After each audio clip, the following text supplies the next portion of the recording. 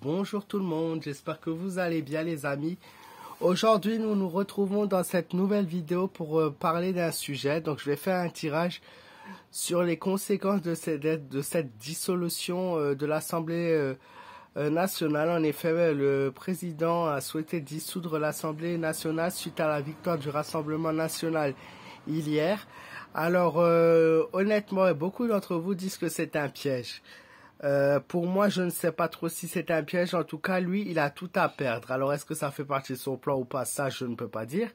Mais il a tout à perdre. Je vais vous expliquer pourquoi. Parce que tout simplement que il avait reçu plus de 38% des votes à l'époque par rapport aux élections législatives. Et il y avait un parti écologique qui s'était mélangé.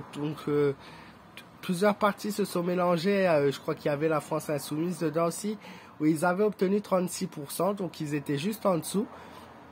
Et le Rassemblement national, qui s'était battu seul à l'époque déjà, avait reçu 17%, et donc 89 places à l'Assemblée nationale. Sauf que si le Rassemblement national venait à augmenter son score, voire le doubler, il se retrouverait quasiment entre 250 sièges, voire 300 sièges à l'Assemblée, donc la majorité, et c'est eux qui auraient le pouvoir, sauf si, encore une fois, trucage.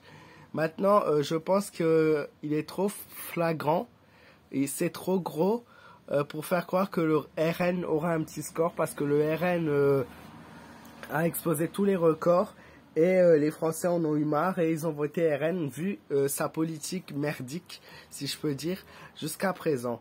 Alors moi, je veux voir si les conséquences de cette dissolution de l'Assemblée, qu'est-ce qu'il en est vraiment, qu'est-ce qui va en devenir. Et bon, je vais pas voir encore les résultats, je vous dis, je ferai d'autres tirages par rapport à ça dès que j'aurai le temps. Alors, voyons sur les conséquences de cette dissolution de l'Assemblée nationale.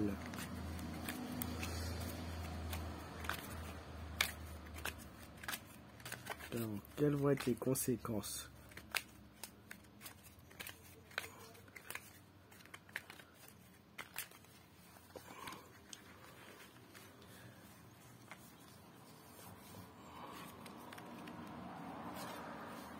Alors, la roue tourne, les choses changent. Donc, la nouvelle assemblée, il y aura absolument une nouvelle assemblée qui va se faire, qui va se créer. C'est-à-dire que l'assemblée qu'on va avoir n'est pas du tout la même composition que celle qu'on a au présent.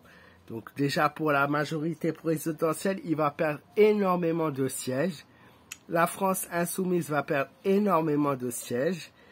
Et par contre, ça c'est les Français, c'est la représentation des Français qui sont sur l'hésitation de leur choix encore. Hein. Donc les Français hésitent sur le choix à faire pour les élections. Mais bon, vu la réaction de Macron, la première chose qu'il a dit hier, c'était « on va oublier cette journée ». Il a eu l'audace et le toupet de dire « nous allons faire comme si cette journée n'a pas existé ». Vous vous rendez compte, les Français ont posé un verdict et il a répondu « on va faire comme si cette journée n'a pas existé ». Qu'est-ce que ça veut dire? Et il y a encore 14-15% qui ont voté pour lui. Je pense que les personnes qui ont voté pour lui, donc de toute façon, elles vont pas s'affirmer dans les messages.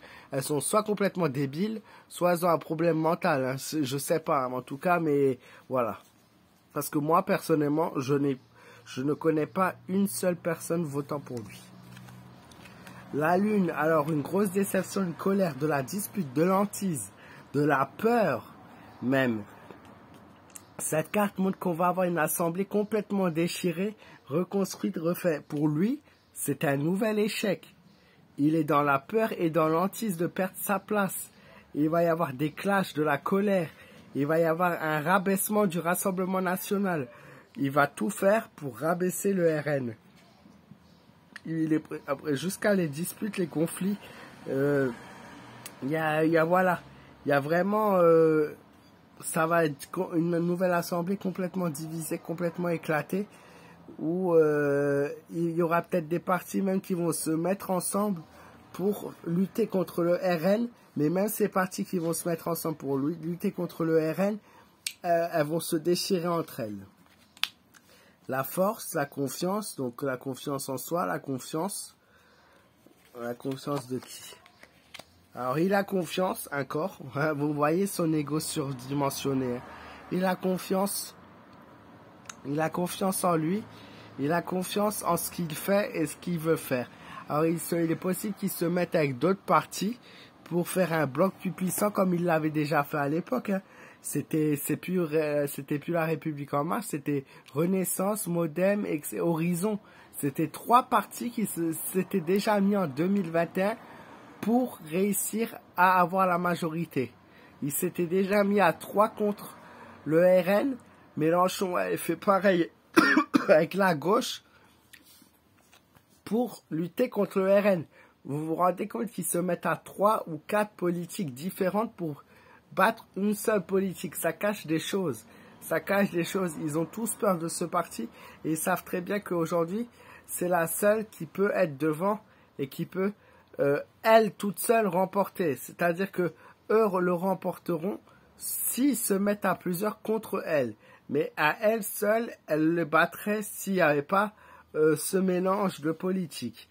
On a le pendu qui montre que pour lui, c'est clairement la fin des... il n'arrivera pas. C'est-à-dire même s'il se mélange, il n'y arrivera plus.